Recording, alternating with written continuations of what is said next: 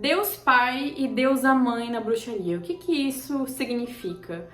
Qual a necessidade da gente ter aí padrinhos e madrinhas como deidades?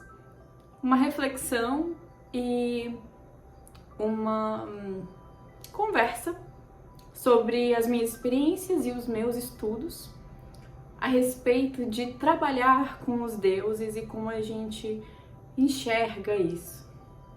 Aqui a gente vai desmistificar um pouco, assim como a gente faz com diversos outros assuntos dentro do mundo místico, do mundo esotérico. Mas se você é uma pessoa que acredita que a deidade ela vai aparecer para você como uma pessoa física, né? Numa vibe Percy Jackson, tudo bem, tá tudo bem você pensar diferente do que eu vou apresentar hoje para vocês. Aqui, na verdade, é minha experiência, aquilo que eu vivo, que eu vivi e que estudo. Mas não posso dizer que é uma verdade, porque magia não é ciência. E a gente tá aqui para experimentar, para conversar, para trocar e para aprender. Não se limitem apenas ao que eu falo. Bom, eu ainda estou muito que...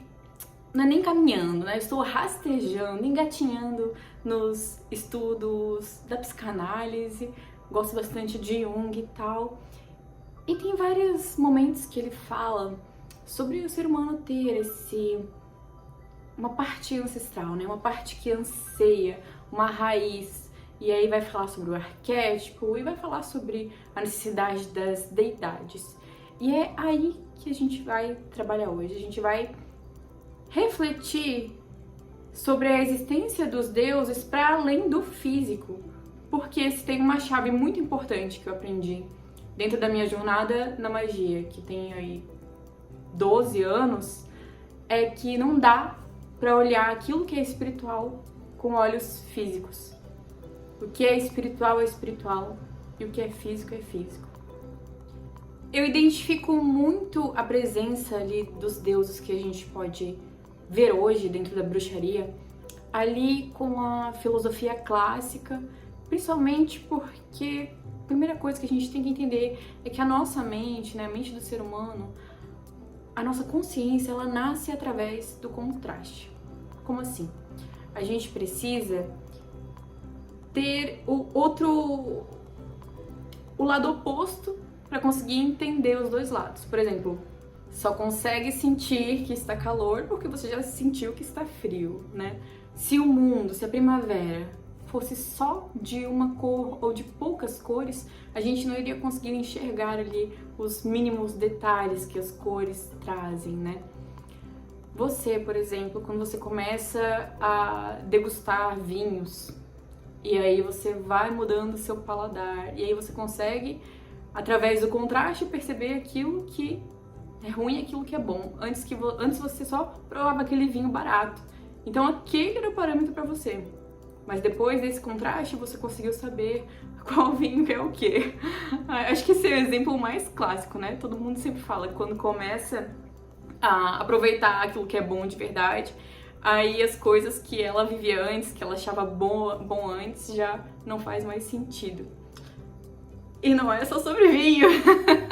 Então a nossa mente, com essa limitação, ela não consegue compreender Deus, ou todo, como eu vou falar aqui, porque quando a gente fala Deus, remete lá o cara, né, num trono muito distante, com a barba branca. Então eu vou me referir a como todo, onde engloba tudo, né, todo o universo, tudo aquilo que existe e aquilo que não existe também. Então a gente não consegue conceber isso. Enquanto você me ouvia, você tentou imaginar esse Deus, né? Esse todo, o que tem tudo e que não tem nada. A gente não consegue imaginar. Você imagina o nada, você imagina o universo, uma tela preta, mas isso não é o nada. O que é o nada? Então a gente não consegue conceber, entender, imaginar Deus. Em momentos de êxtase a gente consegue sentir, a gente consegue quase que tocar, mas entender, apesar de que tem ali um pedacinho nosso junto desse todo, é algo que a gente precisa desmembrar para conseguir tocar, para conseguir aprender, né? Retirar alguma sabedoria desse todo, desse universo da vida. Então, dentro da minha filosofia e daquilo que eu ensino, os deuses, eles são expressões do todo. Todos os deuses, de todas as religiões, né? São expressões que combinam, que são correspondentes à cultura daquele local, naquela época, naquele momento, enfim, que fazem parte como um símbolo, né? Como uma comunicação com o psicopompo, céu e terra, enfim, para a gente conseguir compreender e aprender.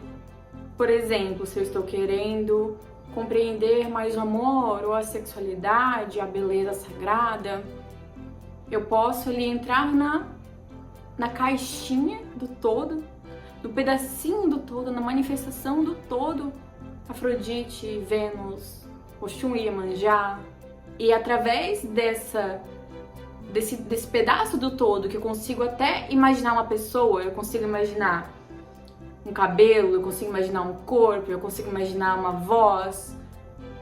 Eu posso aprender, porque se torna mais acessível esse símbolo. E ele faz sentido dentro da nossa psique.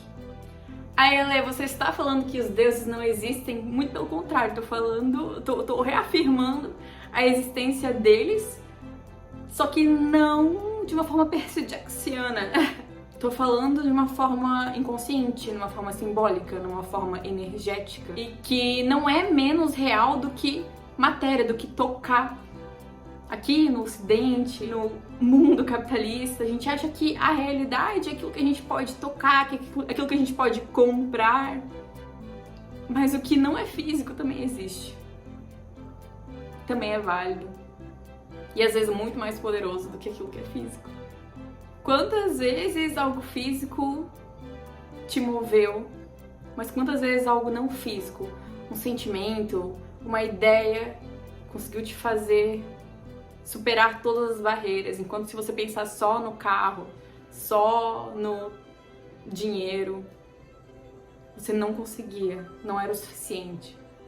Mas uma ideia, um sonho, fez você sentir a vida, sentir a alma, sentir desejo. Bom, e a partir dessa ideia, os deuses, pai e mãe, não são nada menos do que a energia que você está precisando trabalhar agora. Então, se você está precisando trabalhar o amor e Vênus aparecer para você num sonho, não significa que ela é eternamente a deusa na qual você precisa orar, rezar e fazer oferendas. Significa que você precisa trabalhar aquela energia em você. E é dentro dessa ideia que eu compreendo quando as pessoas vão em casas de umbanda, em terreiros de umbanda diferentes, e aí vão fazer o orixá delas e tal, e saem entidades diferentes, porque em momentos diferentes da sua vida você tá precisando de energias diferentes. Você tá precisando de deidades diferentes, de ensinamentos diferentes. A pessoa que só precisa da mesma energia, do ensinamento da mesma deidade, é aquela que não aprendeu ainda e tá ali com a vida querendo ensinar a tarefa pra ela, passando ali pra ela, e ela não aprende. Então, muitas vezes, quando uma deidade se apresenta pra você, não significa que você está precisando montar um altar pra ela, significa que você precisa da sabedoria dela. Precisa acessar algo em você que essa energia possui, que esse símbolo possui. Ao longo desses anos eu passei por muitas divindades, né? Tanto em visões, quanto em oráculos, quanto em sonhos, quanto em meditação. Muitas. E eu sou eternamente grata a elas, né? Tenho muito carinho a todas. E aquelas que apareciam eram deidades que faziam sentido com aquilo que eu estava vivendo, com aquilo que eu estava aprendendo. E dentro desse caminho, eu me identifiquei, né? Eu peguei as deidades que eu me identifiquei mais, que faziam mais sentido pra mim, pra minha filosofia, pra aquilo que eu sigo. E ali eu fixei. Eu não excluo outras deidades, não excluo outras egrégoras, eu vivo outras filosofias e sempre pego aquilo que faz sentido pra mim, aquilo de bom daquela filosofia e trago pra minha espiritualidade. Mas a divindade não é para te limitar.